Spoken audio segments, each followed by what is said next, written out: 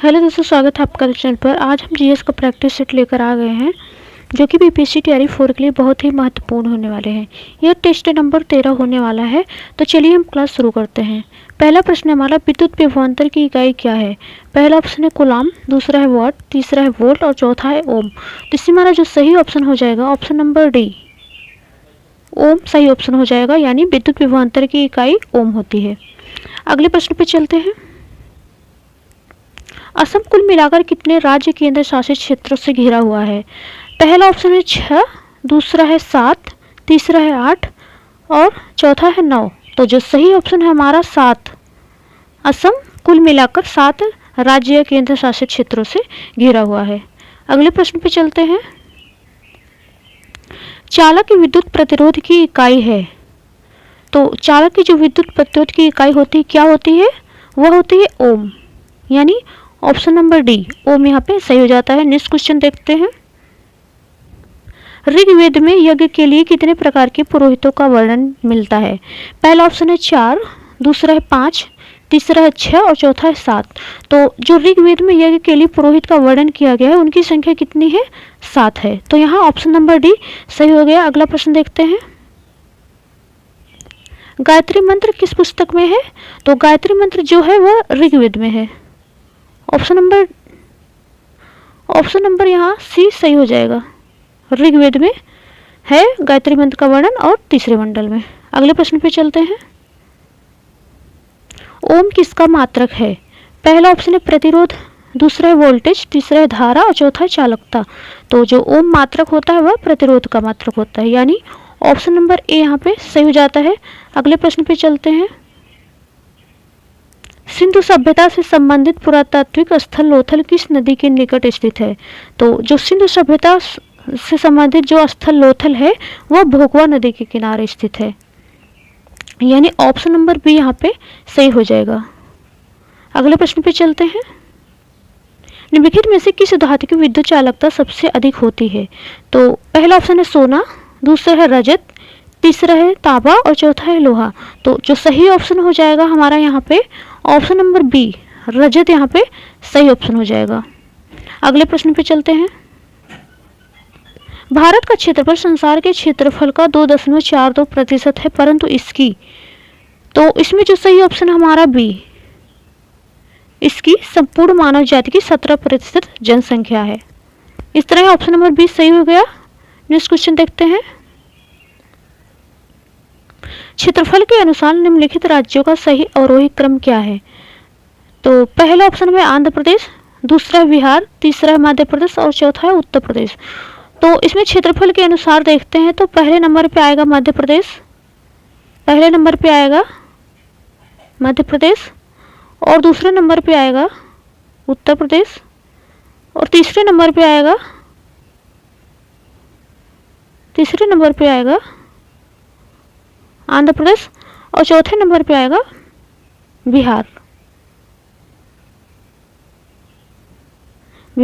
तो यहाँ पे ऑप्शन नंबर डी में 3 4 1 2 यहाँ पे दिख रहा है।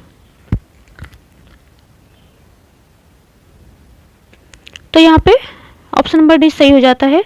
अगले प्रश्न पे चलते हैं।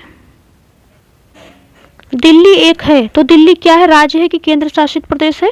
तो यहाँ पे दिल्ली क्या है, एक केंद्र शासित प्रदेश है, यानी ऑप्शन नंबर बी यहाँ पे सही हो जाएगा। अगला प्रश्न देखते हैं। निम्न में से कौन सदिश राशि नहीं है? तो सदिश राशि नहीं है वो देखना है हमको। तो यहाँ पे वेग, बल आघूर्ण और विस्थापन ये क्या है, ये सब सदिश राशि है। और गति क्या है, गति सदिश राशि नहीं है। तो यहाँ पे ऑप्शन नंबर ए सही हो जाता है। नेक्स्ट क्वेश्चन देखते हैं। विद्युत धारा किस उपकरण से मापी जाती है? तो विद्युत धारा जिससे मापी जाती है वह क्या होता है, अमीटर होता है, यानी ऑप्शन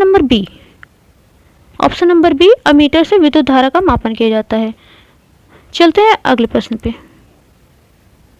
पाक जल डमरू मध्य किस देश के बीच में है? तो यह भारत और श्रीलंका के बीच में है, यानी ऑप्शन नंबर ए यहाँ पे सही हो जाएगा। पाक जल डमरू मध्य कहाँ है, भारत और श्रीलंका के बीच में। अगला प्रश्न देख लेते हैं। हड़प्पा में मिट्टी के बर्तनों पर सामान्यतः किस रंग का प्रयोग हुआ है। तो हड़प्पा में जो मिट्टी के बर्तन हुए हैं वहाँ उसमें मिले थे, उसमें किस रंग का प्रयोग हुआ था? उसमें प्रायः लाल रंग का प्रयोग मिला था। तो यहाँ पे ऑप्शन नंबर ए सही हो जाता है, लाल। नेक्स्ट क्वेश्चन देख लेते हैं।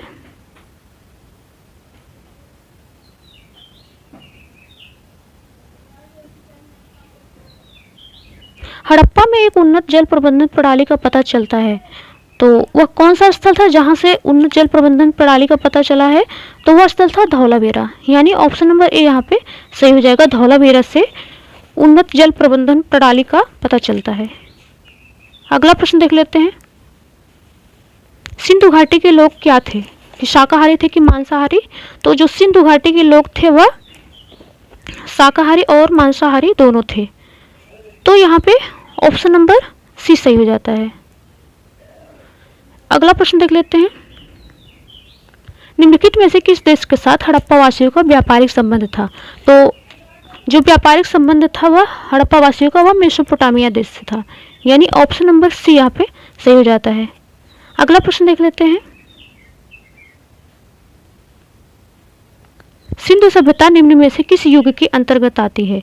पहला ऑप्शन है ऐतिहासिक, दूसरा है प्रागैतिहासिक, तीसरा है उत्तर ऐतिहासिक काल और चौथा है आद्य ऐतिहासिक। तो जो सिंधु सभ्यता संबंधित है वह आद्य ऐतिहासिक काल से, यानी ऑप्शन नंबर डी यहाँ पे सही हो जाता है। अगला प्रश्न देखते हैं। प्राचीनतम वेद कौन सा है? तो प्राचीनतम वेद सबसे ज़्यादा प्राचीन कौन सा वेद है? तो ऋग्वेद है, यानी ऑप्शन नंबर बी यहाँ पे सही हो जाएगा, ऋग्वेद। अगला प्रश्न देख लेते हैं। निम्नलिखित राज्यों में से कौन एक नया राज्य बना है? तो जो नीचे लिखे गए जितने भी राज्य हैं, झारखंड, छत्तीसगढ़, उत्तराखंड और तेलंगाना, तो इसमें सबसे जो नया राज्य बना है वह बना है तेलंगाना, यानी ऑप्शन नंबर डी यहाँ पे सही हो जाता है। अगला प्रश्न देख लेते हैं। पुरुषार्थ कितने हैं?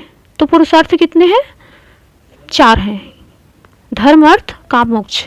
तो यहाँ ऑप्शन नंबर बी यहाँ पे सही हो जाएगा, पुरुषार्थ 4 हैं। अगला प्रश्न देख लेते हैं। चंदनदोड़ो हड़प्पा संस्कृति से संबंधित एक स्थल है जो स्थित है। तो चंदनदोड़ो किस देश में स्थित है वर्तमान में? तो यह सिंधु प्रांत में स्थित है, यानी ऑप्शन नंबर ए यहाँ पे सही हो जाएगा। अगला प्रश्न देख लेते हैं। भारत की सबसे ऊंची पर्वत श्रेणी है? तो कंचनजंगा, एवरेस्ट, K2 या उपयुक्त में से एक से अधिक? तो जो सही ऑप्शन है हमारा यहाँ पे option number C, K2 Bharat की सबसे ऊंची पर्वत श्रेणी है। अगला प्रश्न देख लेते हैं। निम्नलिखित पहाड़ों में से कौन सी एक पहाड़ी पाई जाती है जहां पूर्वी और पश्चिमी घाट आपस में मिलते हैं? तो जहां पूर्वी और पश्चिमी घाट आपस में मिलते हैं वह कौन सी पहाड़ी है? नीलगिरी की पहाड़ी, यानी ऑप्शन नंबर डी यहाँ पे नीलगिरी सही हो जाता है। नेक्स्ट क्वेश्चन देखते हैं। कौन सी राजधानी कर्क रेखा के पास नहीं है? तो पहला ऑप्शन है गांधीनगर, दूसरा है भोपाल, तीसरा है आइजोल और चौथा है पटना। तो यहाँ पे जो सही ऑप्शन है हमारा ऑप्शन नंबर डी, पटना जो है वह कर्क रेखा के पास नहीं है। अगला प्रश्न देख लेते हैं। निम्नलिखित में से कौन सा सही सुमेलित नहीं है? तो पहला ऑप्शन है वोल्ट मीटर विभवांतर, ये तो सही है। दूसरा है अमीटर विद्युत धारा, ये भी सही है। तीसरा है पोटेशियोमीटर विद्युत वाहक बल, ये भी सही है। चौथा इनमें से कोई नहीं, तो जो सही ऑप्शन हो जाएगा हमारा ऑप्शन नंबर डी, इनमें से कोई नहीं, यानी जितने भी हैं सही सुमेलित हैं। अगले प्रश्न पे चलते हैं। बैरोमीटर का प्रयोग निम्नलिखित में से किसके मापने के लिए किया जाता है? तो बैरोमीटर का प्रयोग किया जाता है वायुमंडलीय दबाव को मापने के लिए। तो यहाँ ऑप्शन नंबर डी सही हो जाता है, वायुमंडलीय दबाव। अगला प्रश्न देख लेते हैं। यूडोमीटर का उपयोग किया जाता है। तो यूडोमीटर का उपयोग क्यों किया जाता है? यह बरसात की मात्रा को मापने के लिए।